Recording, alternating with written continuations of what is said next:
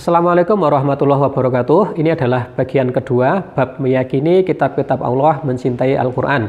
Di video sebelumnya kita telah membahas iman kepada kitab-kitab Allah dan nama-nama kitab dan Rasul penerimanya. Di video ini kita akan membahas Al-Quran sebagai kitab suci umat Islam. Kitab Al-Quran diwahyukan oleh Allah kepada Nabi Muhammad, diturunkan dalam bahasa Arab sekitar abad 7 Masehi di kota Mekah dan Madinah. Pokok ajaran kitab Al-Quran adalah akidah, akhlak, ibadah, muamalah, dan sejarah. Al-Quran terdiri dari 30 juz dan 114 surah. Al-Quran diturunkan secara berangsur-angsur selama kurang lebih 22 tahun.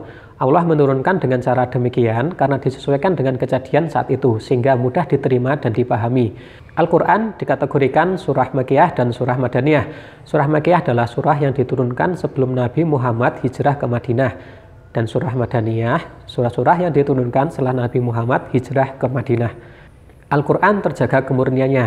Ayat ini memberikan jaminan tentang kesucian dan kemurnian Al-Quran selama-lamanya. Quran surat Al-Hijr ayat 9 menyebutkan, sesungguhnya kamilah yang menurunkan Al-Quran dan pasti kami pula yang memeliharanya. Isi pokok ajaran Al-Quran adalah akidah atau keimanan, berupa iman kepada Allah, iman kepada malaikat, iman kepada kitab-kitab, iman kepada Rasul, hari kiamat, dan qada dan qadar Allah. Isi pokok ajaran Quran yang kedua, ibadah, berupa tuntunan, pengabdian, dan penyembahan kepada Allah, misalnya sholat, puasa, zakat, dan haji. Pokok ajaran yang ketiga adalah akhlak, berupa budi pekerti, misalnya akhlak kepada Allah, akhlak kepada orang tua, akhlak kepada orang lain. Isi pokok ajaran Quran yang keempat, muamalah, berupa tata cara pergaulan manusia dengan manusia yang lain, atau dengan makhluk yang lain, misalnya tentang jual beli, larangan riba, larangan berperilaku sombong, dan lain-lainnya. Yang kelima, tarikh atau sejarah, misalnya kisah para nabi, orang soleh, umat-umat atau orang-orang terdahulu. Yang keenam, Quran juga memuat ilmu pengetahuan atau sains, misalnya tentang kelahiran manusia, alam semesta, dan astronomi.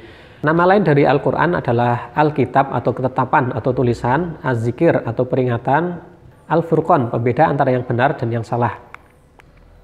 Kita wajib percaya keberadaan kitab-kitab yang telah diturunkan Allah. Di dalam Quran disebutkan bahwa salah satu ciri umat yang beriman adalah mempercayai 4 kitab suci yang diturunkan Allah, yaitu kitab Taurat, Zabur, Injil, dan Quran.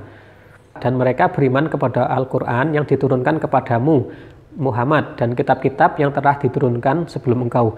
Dan mereka yakin akan adanya akhirat. Yang diturunkan kepada nabi-nabi sebelum Nabi Muhammad ialah Taurat, Zabur, Injil, dan Suhuf atau lembaran-lembaran yang tidak seperti kitab. Terhadap kitab Taurat, Zabur, Injil, kita wajib percaya keberadaan kitab-kitab yang telah diturunkan Allah tersebut. Akan tetapi, kalian tidak diperkenankan mengamalkannya karena kitab-kitab tersebut diperuntukkan khusus untuk umat pada masa itu. Bagi umat Islam, kita wajib mengamalkan apa yang ada dalam Al-Quran. Sekarang kita akan membahas tentang Suhuf. Perbedaan kitab dengan suhuf, selain menurunkan kitab, Allah juga menurunkan firman-Nya kepada para nabi dan rasul dalam bentuk lembaran-lembaran wahyu yang terpisah yang disebut dengan suhuf. Suhuf artinya lembaran. Kitab dan suhuf keduanya pada hakikatnya adalah wahyu dari Allah yang diberikan kepada para rasul. Perhatikan ayat berikut. Quran surat Al-A'la ayat 18 dan 19. Sesungguhnya ini terdapat dalam kitab-kitab yang dahulu, yaitu suhuf Ibrahim dan Musa. Perbedaannya, kitab dengan suhuf adalah isi kitab lebih lengkap daripada suhuf. Bentuk kitab sudah dibukukan, sedangkan suhuf masih berupa lembaran-lembaran yang terpisah. Dan kitab biasanya berlaku lebih lama dari suhuf.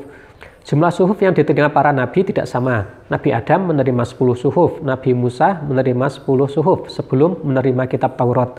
Nabi Ibrahim menerima 30 suhuf, atau ada pendapat lain yang mengatakan Nabi Ibrahim menerima 10 suhuf.